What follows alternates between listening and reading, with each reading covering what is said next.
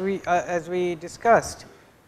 So you have to understand what threats are possible in your system, and then what are the vulnerabilities in your system, and then you have to figure out what are the likelihoods for the various threats to be realized in your system through the vulnerabilities, and then you have to figure out the impact of those threats being realized. And this we already talked about that budget is limited, and therefore we have to basically, risk is not an absolute quantification of risk, but relative quantification of risk. That is, whether some asset is at more higher risk than another asset, that relativism is more important than exact quantification of the risk.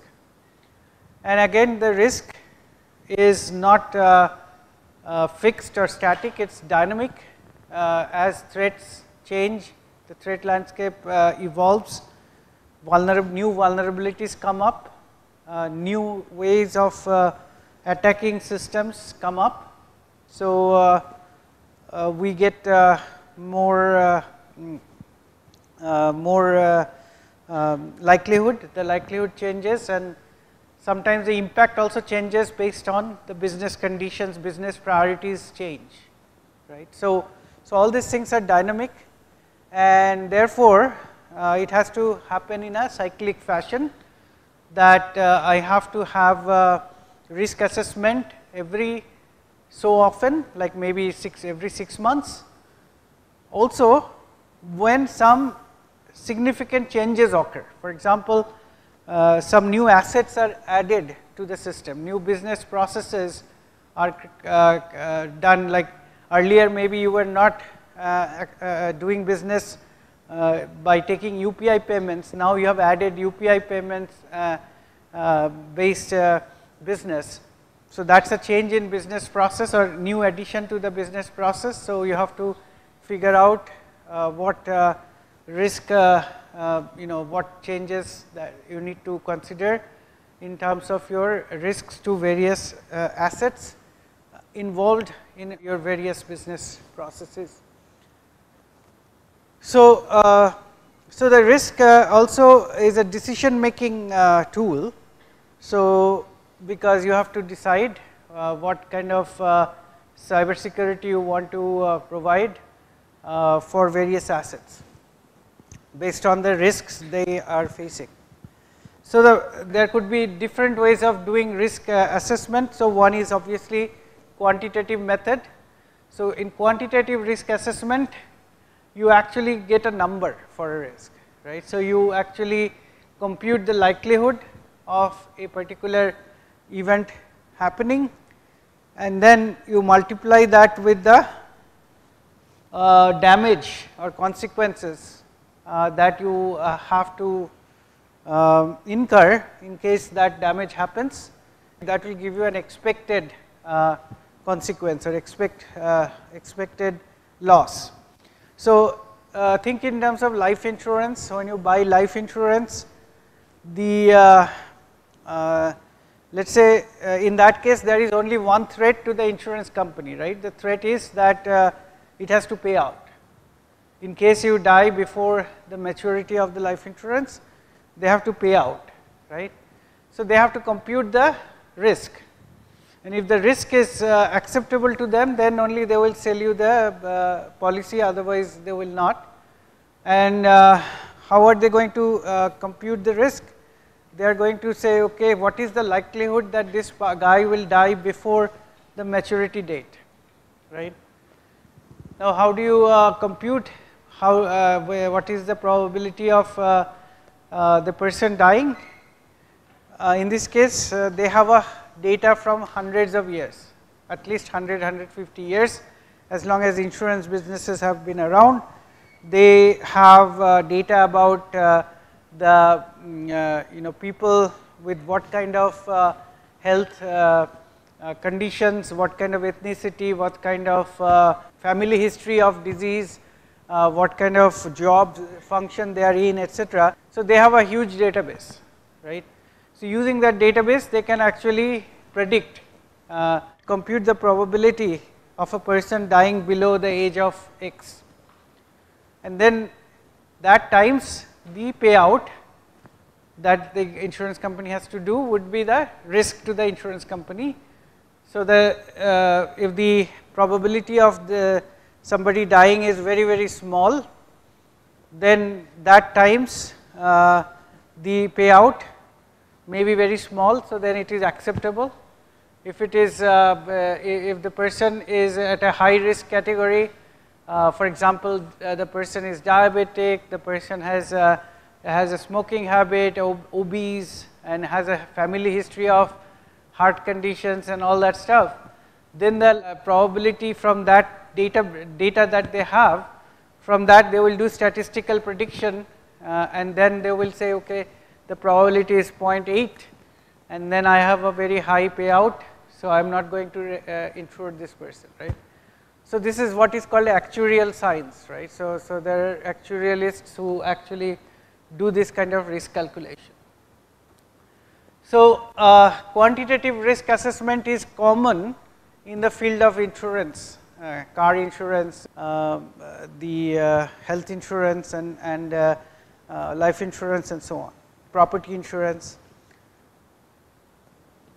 However, in case of cyber, it is very difficult to actually do the probability calculation, because we do not have hundreds of data of various kinds of attacks, right. We do not have the right set of features. Let us say I have IIT Kanpur and IIT Delhi, and you have an attack in IIT Delhi's system. That does not give me much information whether IIT Kanpur has the same exposure, right, because they might have a completely different system, they might be using a different company's firewall, they might have a better or worse set of system administrators who configured the firewalls, they might have a different way of blacklisting IP addresses, they have all kinds of differences might be there. So, from the one I cannot say exact probability of the attack. So, even if I see 10 different institutes getting attacked, similar institutes, I cannot really pinpoint the exact probability that my organization will also have the same attack. However, I can qualitatively say that if that is happening, if all institutes in India suddenly getting a lot of attack, I will then rate my chance of getting attacked at high, right. So, depending on, so I can do a qualitative estimation of the likelihood, but I cannot do a quantitative estimation of the likelihood. So, I can say at this time this threat like a DDoS threat at this time may be high or low or medium, depending on what is happening around in the threat landscape. Also, in terms of what is my exposure, what kind of vulnerabilities I have with respect to DDoS attacks, right. So, if I have public facing internet services which can be communicated to through HTTP messages or through by pinging or through TCP handshaking connections, and I do not have anti-DDoS protection filtering, I might rate the possibility of a DDoS attack tomorrow as high.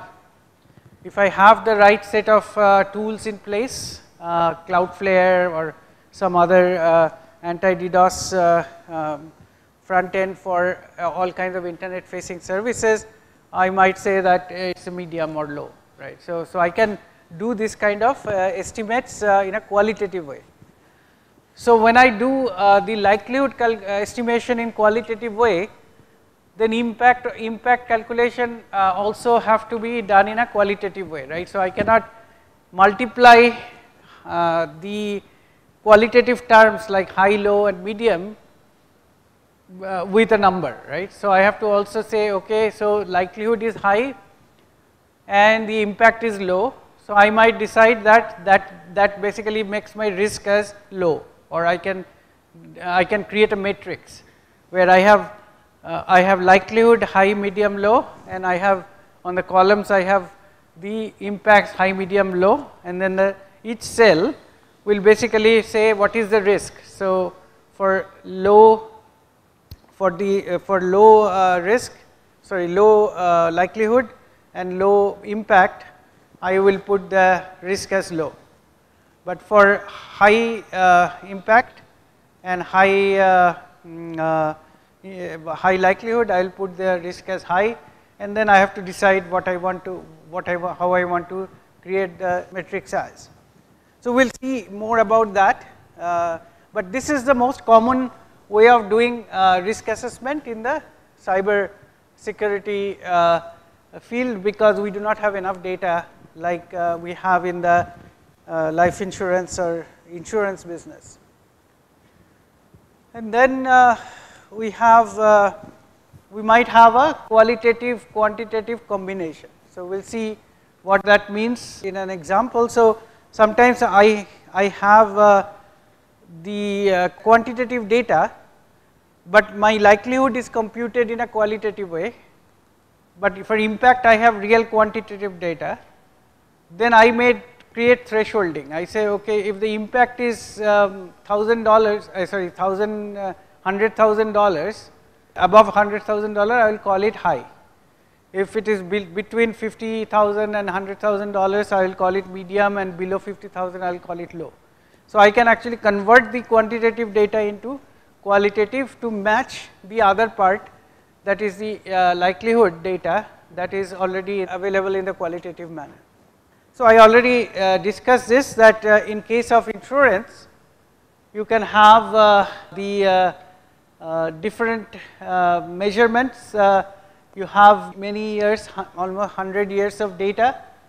So, you have statistical information, and it is also the fact that certain things cannot be always measured in terms of numbers, right. So, let us say you are a power generating station and an attack caused an explosion, and the explosion either injures or kills people, right.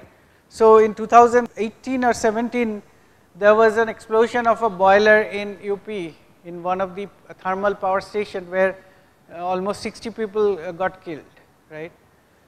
Now, that was not a cyber attack, at least as far as we know as of their version of events, but something went wrong, right. So, not necessarily all industrial accidents are cyber induced, it could be actual accident also.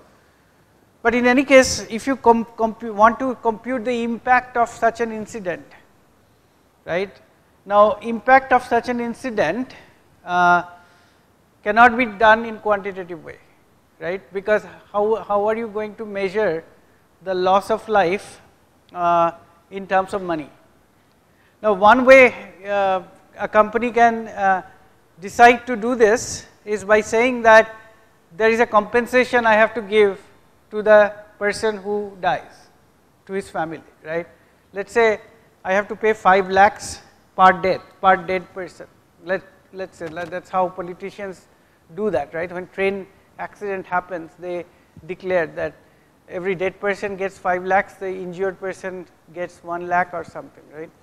So, you can actually do that, and then you can measure that as an impact, right, because to the company's bottom line, that is what it is, right, 5 lakhs per person, 60 people dead. So, 3 crores is the bottom line, that is the impact, right.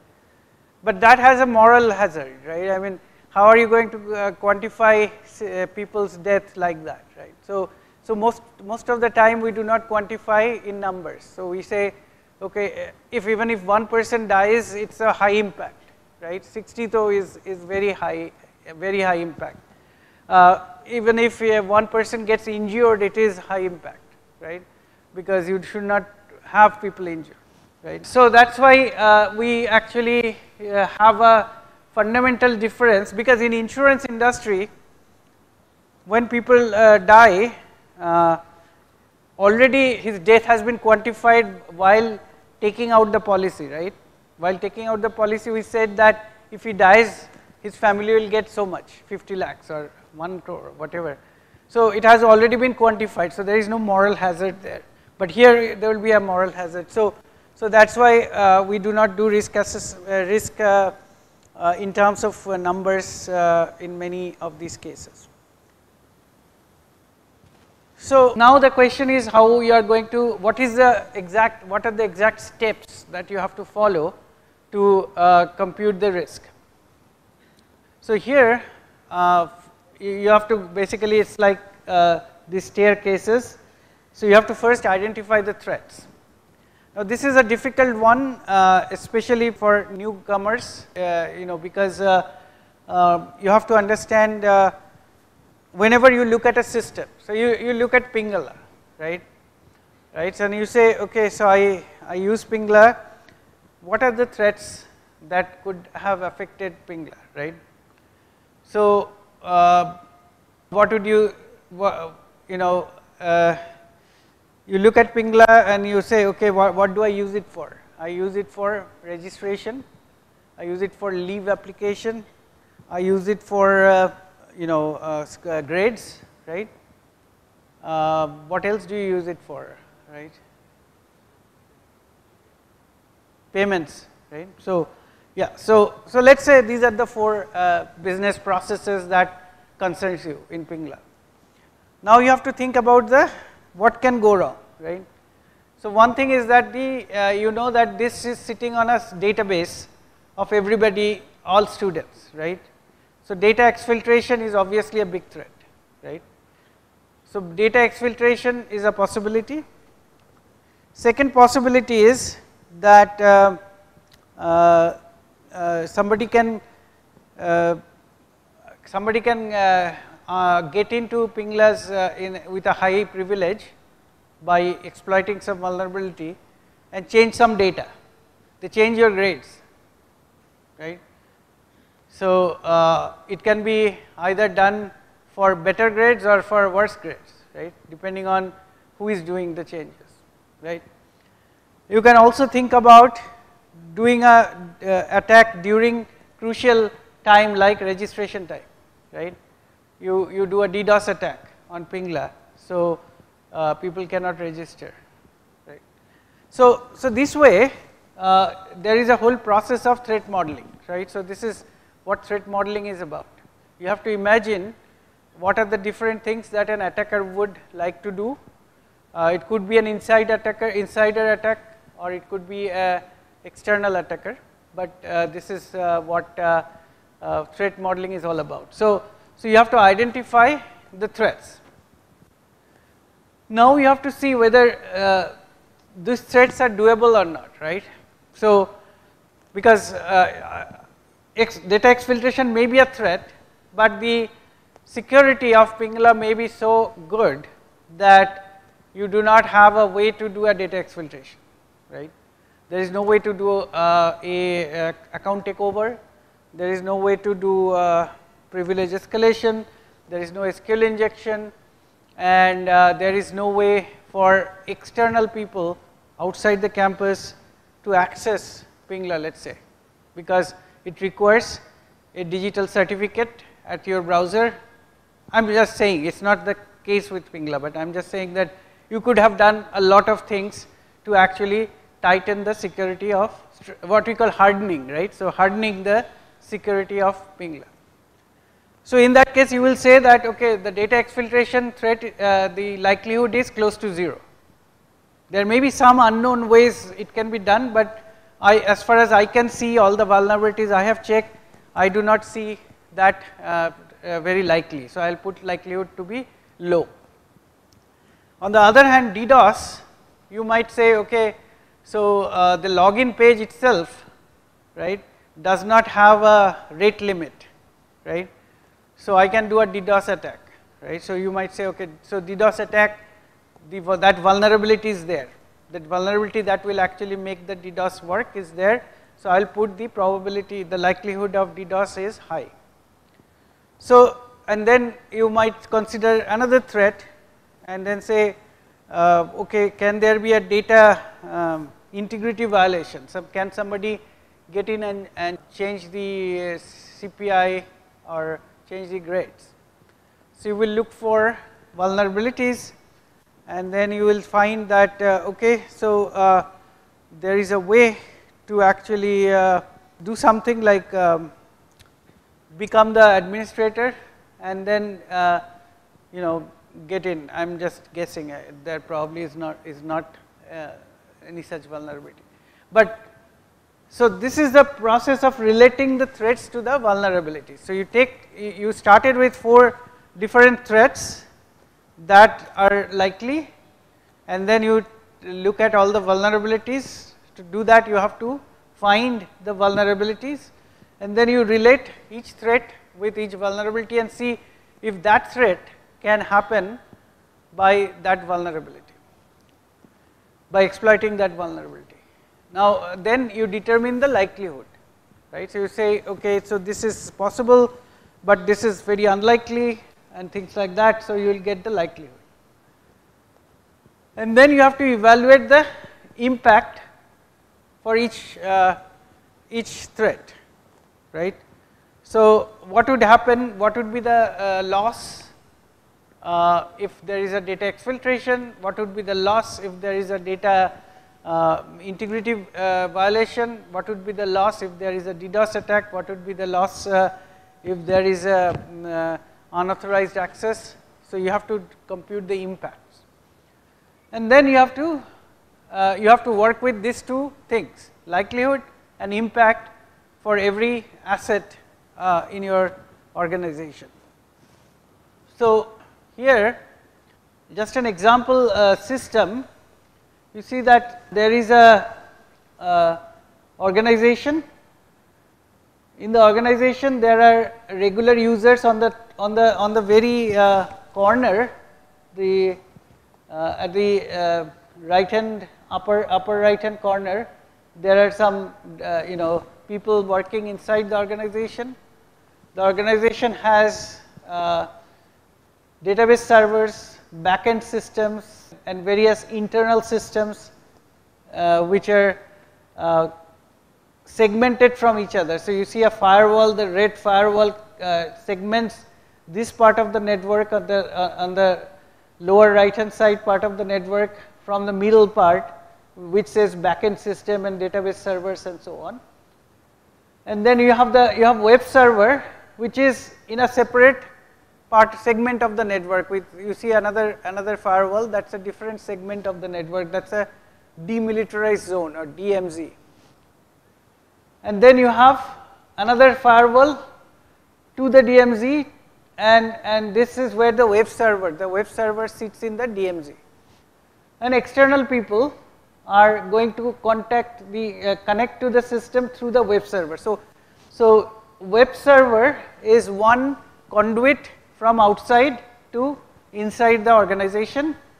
Another conduit is the third parties. So there may be vendors and all who are connected to the organization into the system. Like for example, you can have a vendor, you do not have enough IT people to configure your servers. So you have a vendor who supplied the server, also connects to your system through maybe VPN or SSH or whatever to actually configure, right.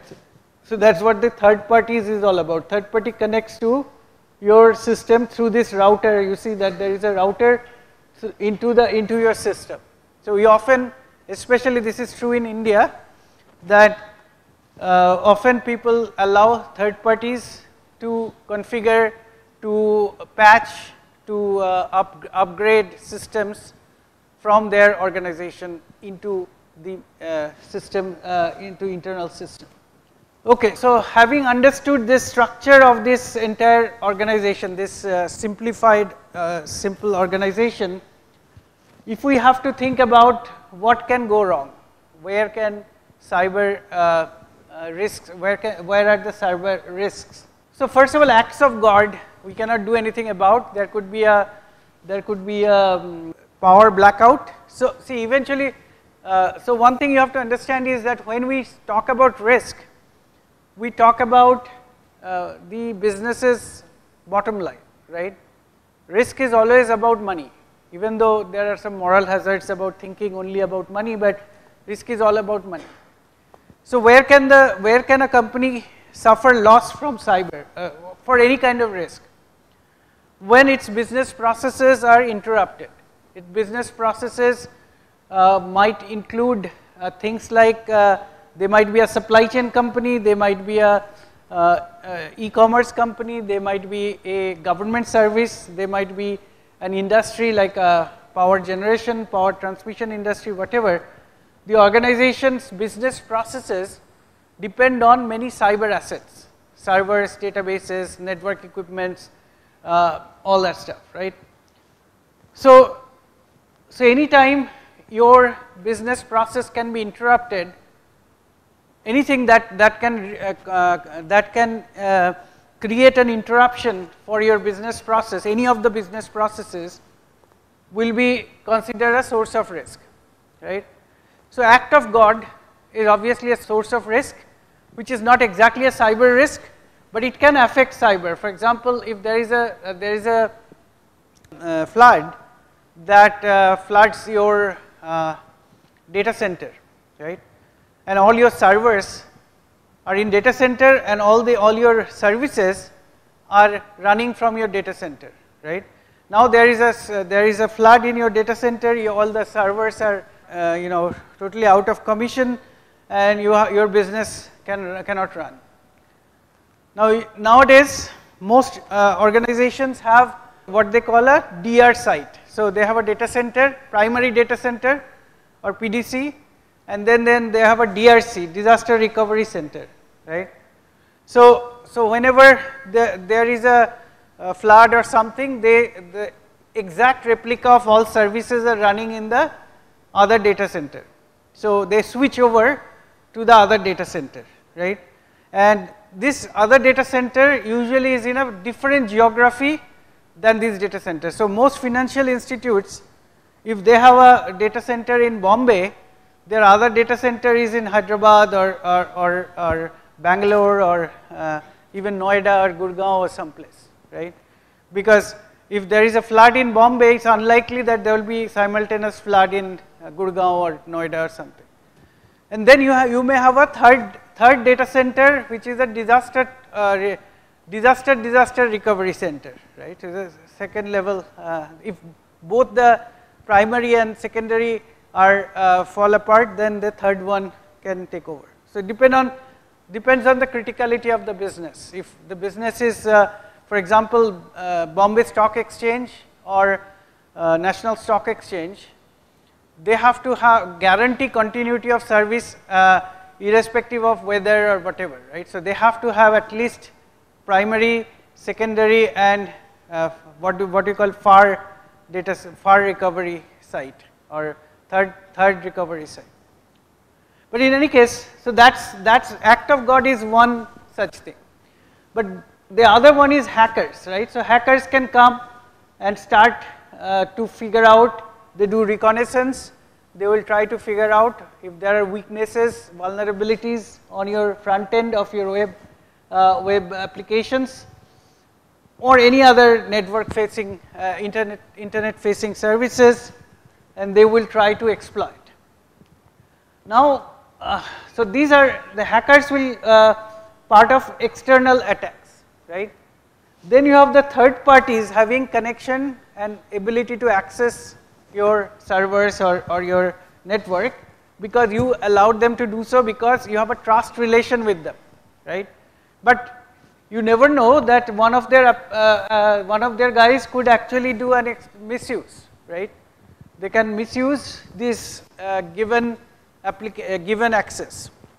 So that's why it's called a misuse, not an attack, because you only gave them the access. They are just going to misuse it in order to exploit your system.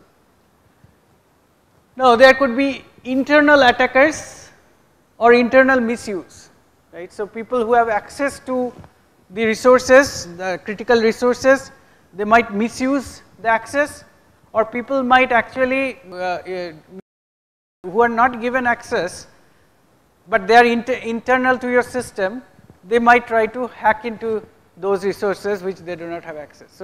So understand the difference between misuse and attack. The attack is when you have not given them the access, but they force their way to get access, that is an attack. And if you have given access and they are misusing it to exfiltrate data or to misuse in some other way, then that's a misuse. So you may have this internal attack and internal misuse, and then you can have obviously process failures. You can have the third party failures or the process failures. So this is just to give you an example about how to go about thinking when you do risk assessment, right? So when you go into an organization and you are asked to do risk assessment, you have to understand their business processes, right? And then you have to understand which assets are involved in which business process. Then you have to think in terms of threats to the business process and then translate that threats to that business process into threats to assets, right? Because if I want to, let's say, do a data exfiltration from this database, right? So then I have to at least access the database server, and then I may have different paths to the database server. One is through the web application, one could be through the third party, one could be through the insider. So you have to enumerate all those to figure out what are the threats. So once you have gotten an idea about, once you have enumerated all the threats, then you have to identify vulnerabilities, right? The vulnerabilities could be hardware vulnerabilities in the hardware, like there are some known vulnerabilities in the hardware. It could be in the firmware, it could be in the software, it could be in the network stack, it could be in the operating system, it could be in the application, or it could be in the system architecture, and it could be also in the business process, right? So example of business process. So in 2008, the vice presidential candidate in US elections, presidential election, was Sarah Palin, and her Google account was hacked, right? And the way the Google account got hacked is, sorry, not Google, Yahoo account at that time. Yahoo account got hacked, and so her Yahoo emails got leaked. The way obviously that time there was no two-factor authentication, but the way it got leaked is because at that time Yahoo allowed, so suppose I forget my password, right? So how do I reset my password today? When I go to Yahoo and I say I have forgotten my password, so Yahoo will say, okay, so here is a fraction of your phone number, starting with star star star whatever 04. I'm going to send you a link there or some OTP there or whatever, right? Or it will say that star star star so and so ac.in is your email address, alternate email address. So I'm going to send you a link to that email address, right? But in those days, you could actually reset your Yahoo email by answering some questions. And answering those questions were based on data that you already gave to Yahoo. For example, what was the name of your high school? What was your mother's maiden name, right? Now Sarah Palin was at that time the governor of Alaska plus vice presidential candidate. How hard it is to do open source intelligence to find her high school name or her mother's maiden name, right? So somebody got her password reset. Once you reset the password, you entered the email, right? So and then you can change the password. Then she cannot get into the Yahoo account, right? So this is a business process fault, right? So this is not a vulnerability in the software or operating system or application. It's a Yahoo's process of resetting password was at fault, right.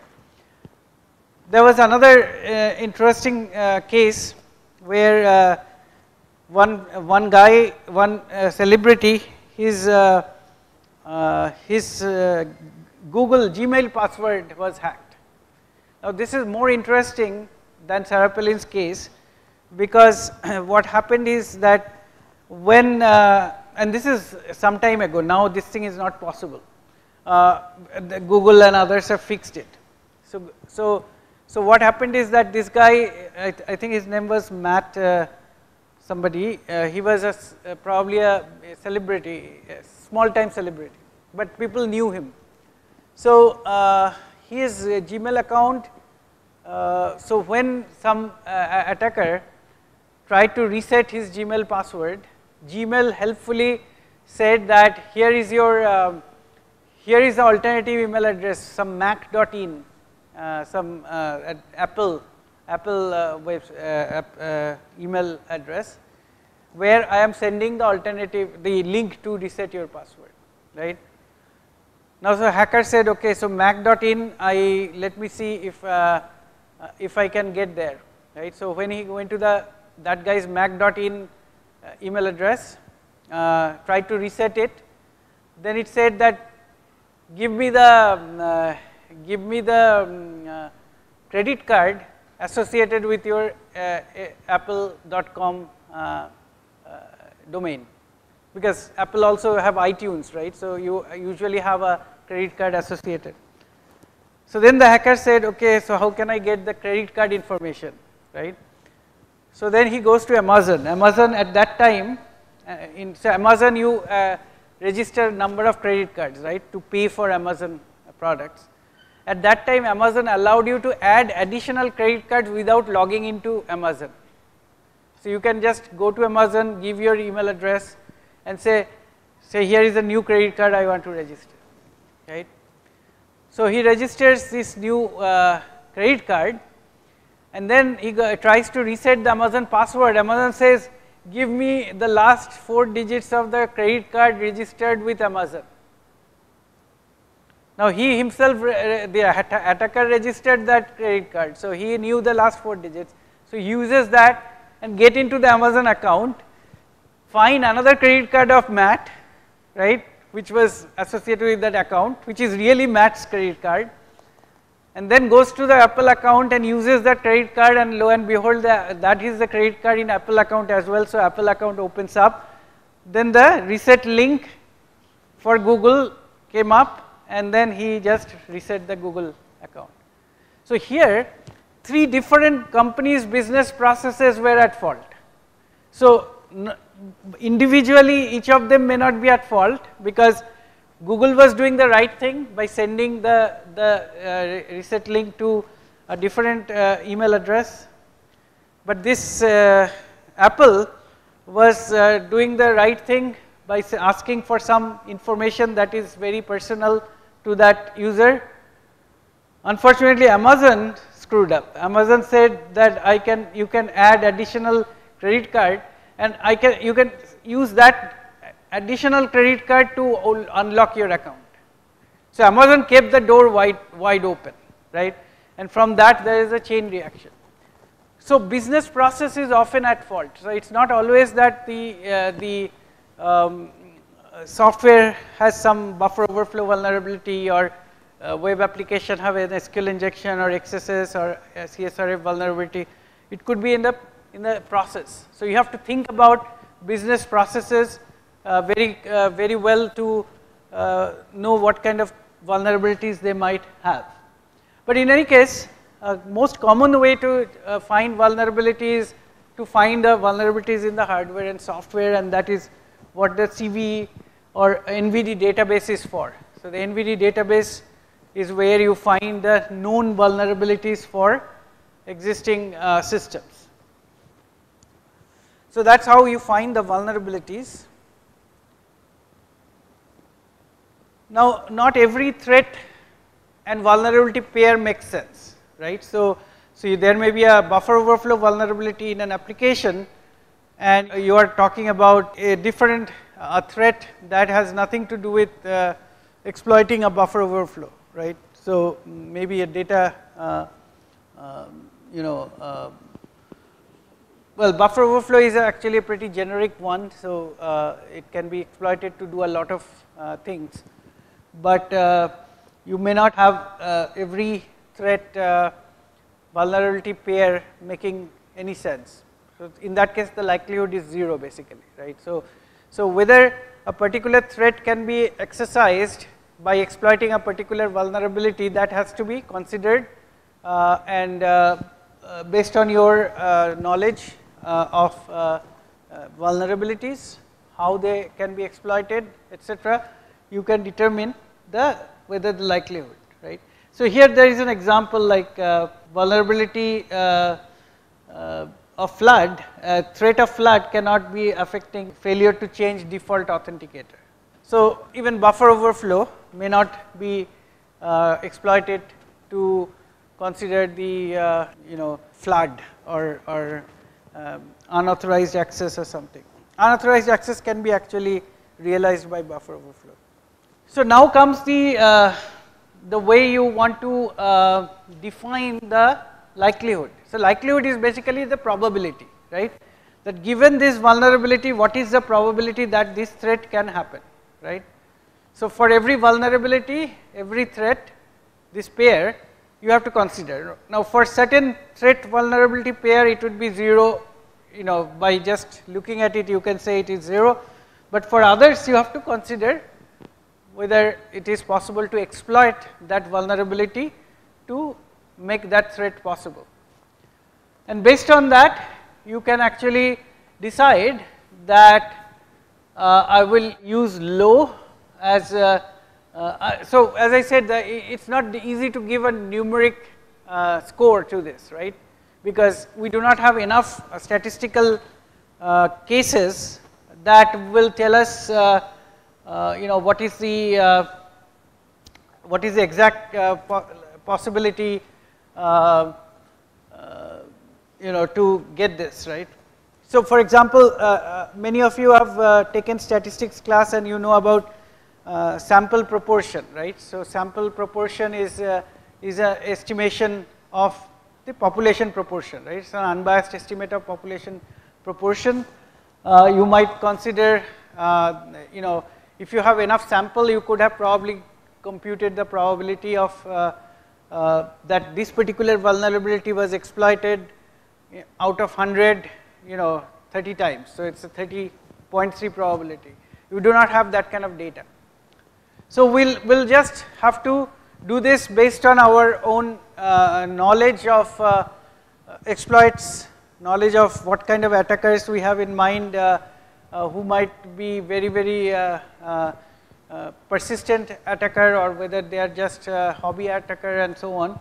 And based on that you will assign low, moderate and high, and usually you would say okay, low means about 0.25 probability, 0 to 0.25, between 0.25 and 0.75 you might consider it moderate, and then you can above 0.75 you can say it's high. But that numbering, it could be 0.3, 0.3 to 0.6, above 0.6, or you can also have more nuanced ranks. For example, you can have very low, moderately medium, high, very high. You can have 6 different this thing, provided you are able to distinguish, right. So, you might be able to distinguish in a very crude way that it is low, medium or high. You may not have the ability to distinguish into 6 different buckets. If you can, then you can use that as well. You will get a little better estimates. And the next thing you have to do is the estimation of the impact, right. So, you can say okay, how to go about estimating the impact, right. So, one way to do that is if it is about data only, right, is it about critical data protection, right, then you can do it in this way. It does not have to be this way, because it is not always about data. It could be about disruption to your business process, right. In that case, this way will not work. You have to do it differently. But suppose you are thinking in terms of data. So what are the three things that is crucial about data that I want to protect, right? One thing is I want to protect the confidentiality, privacy of the data. I want to protect the integrity of the data, that is, I do not want some unauthorized person come and change my data. And then I want also availability, that is, data should be accessible to legitimate users when and how they want to access it, right. So these are the three things, right. So suppose a particular threat, if it is exploited, if it is realized or exercised, then let us say confidentiality will be lost, but the confidentiality of this particular data, the data that will be lost is very, it's not very important. It's not a PII data. It's not a personally identifiable information. It's just some data, some price list or something, right. In that case, I will say that confidentiality impact is low. Now, if that data gets changed, maybe it will be, it will have some limited impact also.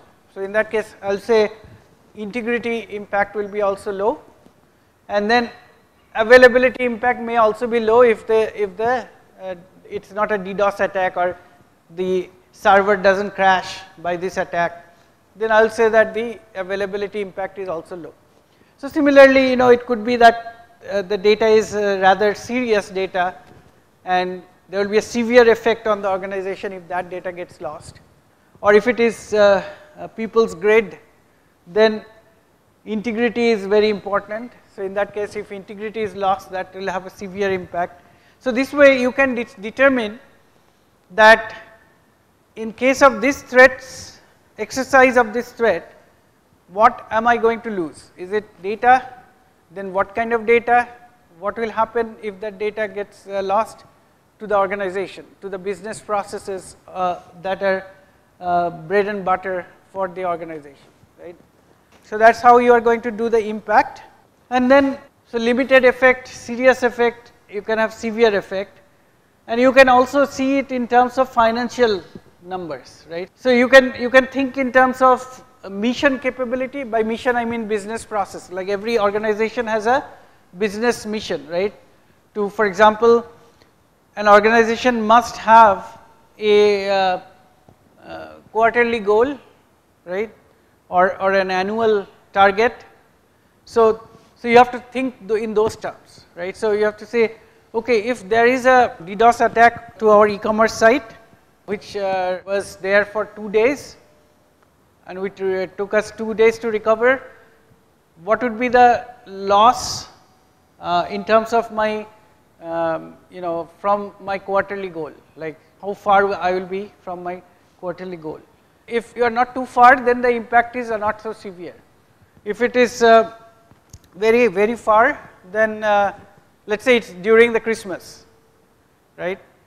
This is a highest e-commerce season, and then you have a DDoS during that time. So maybe the severity will be very high.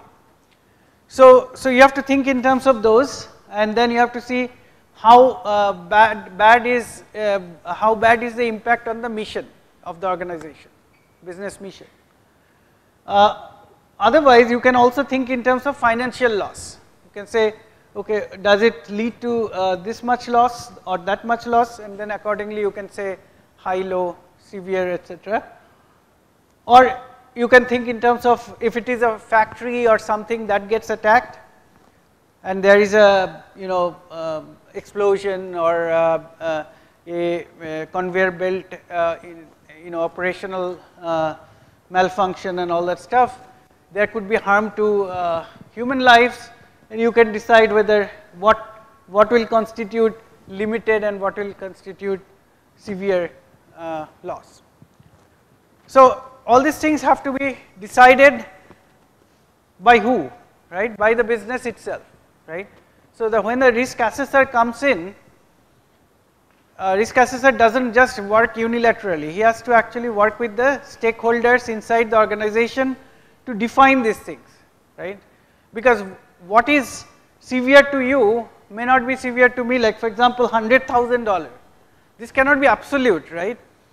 For an organization 100,000 may be nothing. Like, you know, Ambani's son is getting married, right? He's spending what, 120 crores, right? No, $120 million for pre-wedding bash, right? So for him 100,000 will not count, right? So you have to work with the organization to figure out what constitutes severe and what constitutes low and things like that, right? So that's what you have to, that's why you have to work with the organization. As a risk assessor, you cannot do this unilaterally.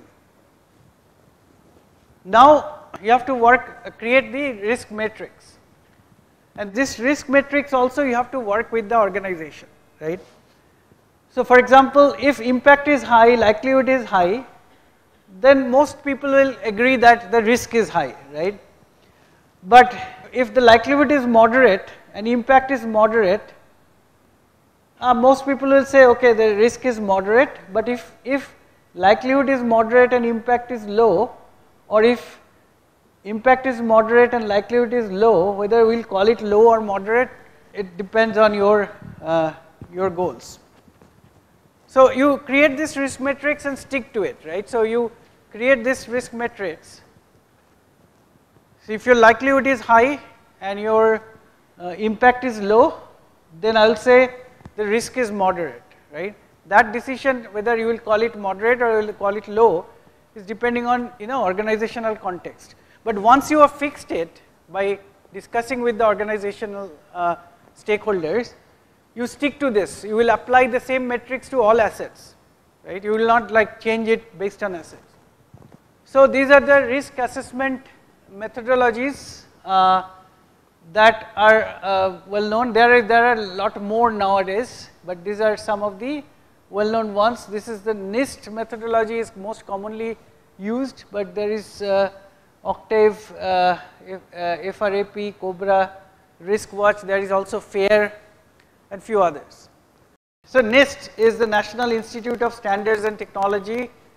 That they actually do a lot of work on setting standards and frameworks and so on. After this, you know, after we finish the risk, we'll also talk about NIST Cybersecurity Framework, or CSF. So NIST is a they publish, they do a lot of research and publish various methodologies, standards, etc., and they have a naming convention for their documents. So this is risk SP, special SP stands for Special Publication 800-30.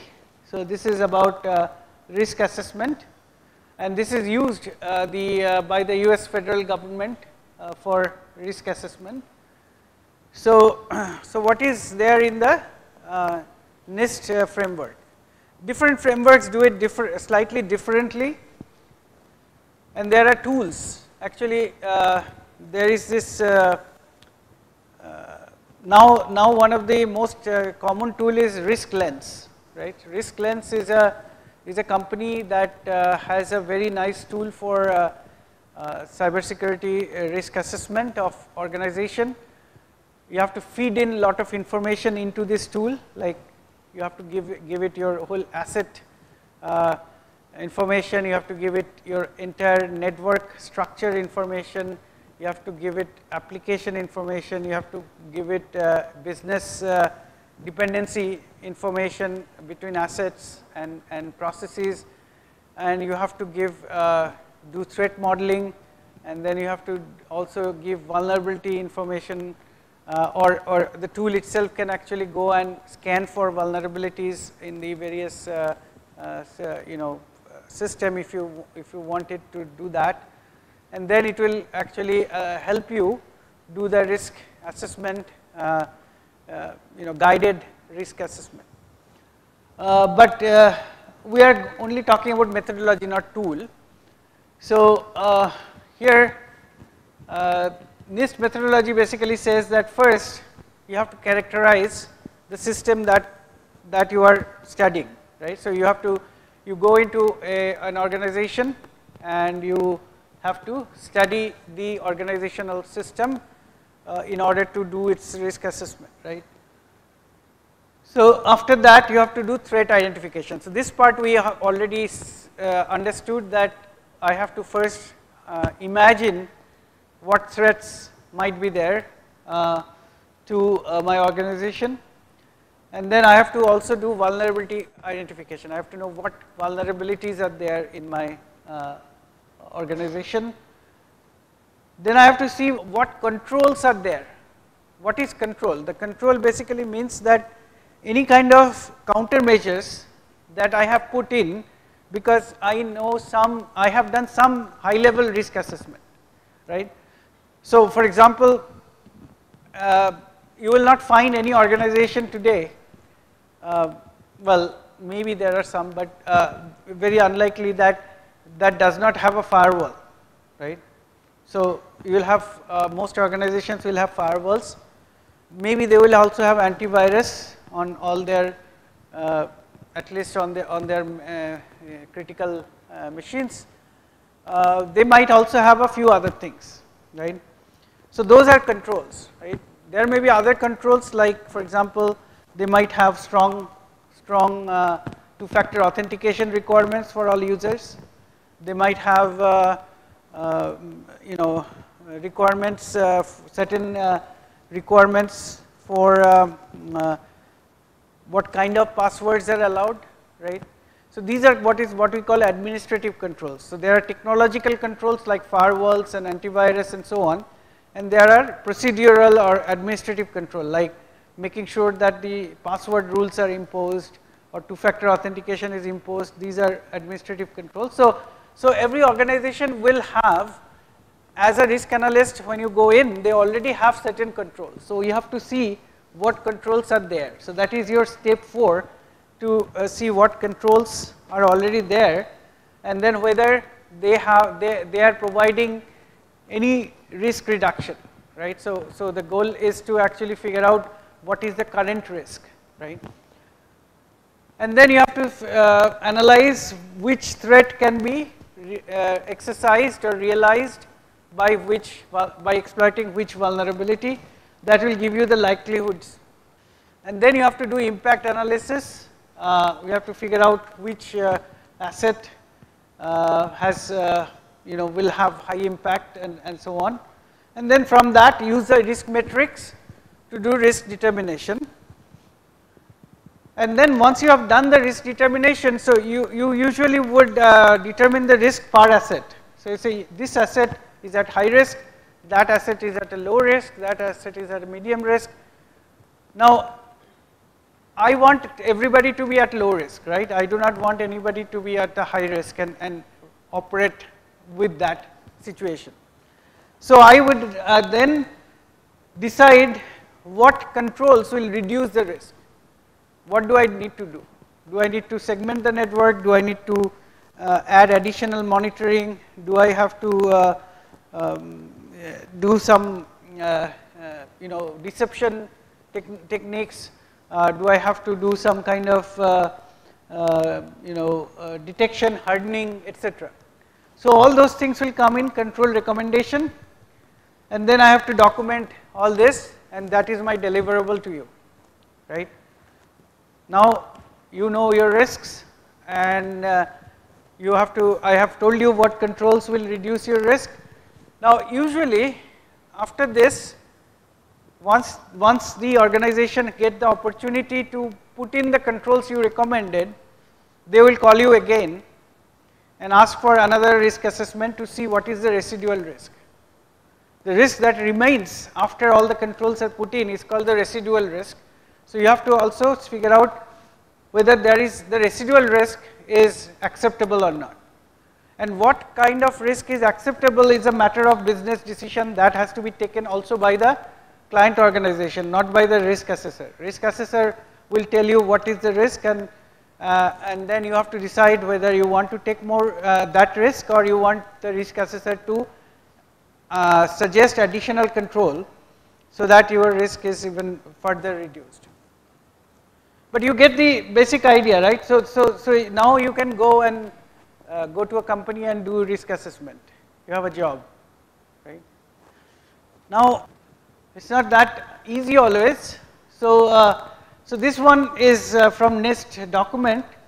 Basically, it says what kind of information you take as input for every step and what is the output, right? So, every step is basically an activity, right? So, for every step of the activities, you have to give some information. Like for example, system characterization. This is the most time consuming part of risk assessment, because most companies, they do not have a proper inventory of their hardware, software, applications, their versions, what software they have, what version is there, which one has which patch version, and so on. Then you have to also know the system interfaces, that is how they interact with the outside and how they are connected to each other. You also have to know the data and information that is there inside the organization, whether there is personally identifiable information, whether there are any other business critical information, intellectual property, etc., critical information. And then you also have to know who the people are who are. So cybersecurity audit is about compliance, right? So compliance basically says that, okay, let's say your regulator wants you to be ISO 27001 compliant. So an auditor will come in and check everything against the requirements of 27001, and you know, irrespective of what the risks are or anything, right? So he'll say, okay, 27001 says that you have to have this kind of controls, and this, whether you have that or not, they will check or say that you do not conform. So audit is about compliance. Right, so risk assessment is for knowing yourself and what you need to do, right? So nowadays, actually, if you read the 27001 standard or 62443 standard, they actually say that you start with risk assessment and then you put your controls. Do not blindly put controls. Then when the auditor comes, auditor will check whether you did the risk assessment, right? Or are you putting controls arbitrarily as you please. So risk assessment will be a checkpoint in this thing. Now many times risk assessment is done you know, poorly also, right? So because as far as audit is concerned, whether you have done risk assessment, whether you have a risk register, right? So at the end of the risk assessment, there will be a risk register which will say which of your assets has what level of risk and what you have, whether you have done something about it or not. So the auditor will check whether you have a risk register or not. So you can make an arbitrary risk register and show the auditor that I have done my job, right? So it's all about, so this is the big struggle that you know, people are having nowadays, and we had this people from MITRE also last week, and so it's the governments are very concerned because people are not taking cybersecurity as seriously as they should, right? And especially if you think in terms of power generation companies, power transmission companies, or oil and gas companies, right? And the problem is that they are always thinking that, okay, so government requires me to have 27001 compliance, so let me somehow get the compliance checklist done, right? They are not thinking it as something that is good for themselves. They think it's an obligation that they have to discharge, you know, irrespective of you know, whether their system is secure or not, because their board level people are not understanding the importance of cybersecurity, or the lower level, the chief risk officer or chief information security officer is not telling the board what can go wrong in case there is an attack, and what kind of business losses might be there, what kind of regulatory penalty there may be there, and so on. So therefore, there is a tendency to do these things with a shortcut and so on. Interestingly, another problem that we face as Citrix Hub as a company is that when we go for, so we do VAPT and audit for organizations. Now obviously we try to do it in the most elaborate way, right.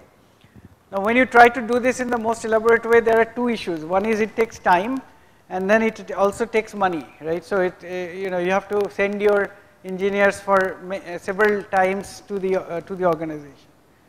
Now when you go for tender, right, there would be 2 people company, 5 people company who will bid for doing it for like very small amount, like 50,000 rupees, right.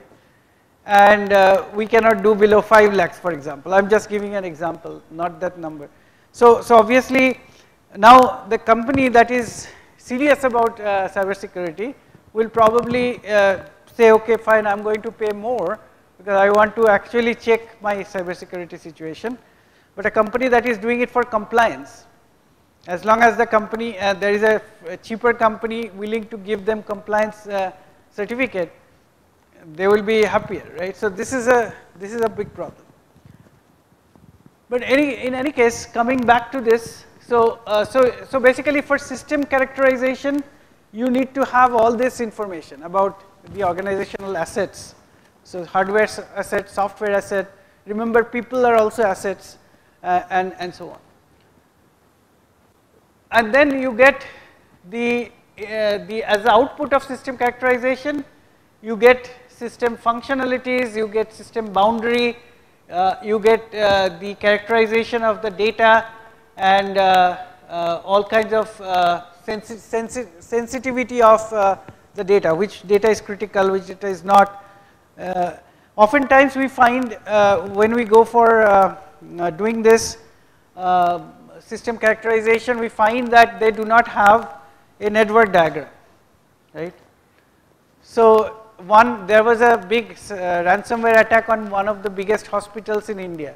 So our guys went next day, and then there was they asked for a network diagram, and these guys had a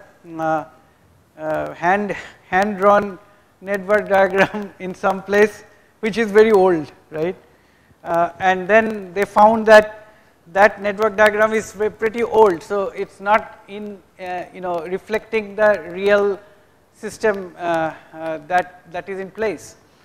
And then they found that there was a bypass. They bypassed the firewall to a major server, right. So there is no firewall to access a major server. So this kind of so at the end of this system characterization, you get a clean network diagram. So many times our engineers, they actually go under the desk to figure out, they trace the connection between two servers, like how they are connected to each other, to create the network diagram.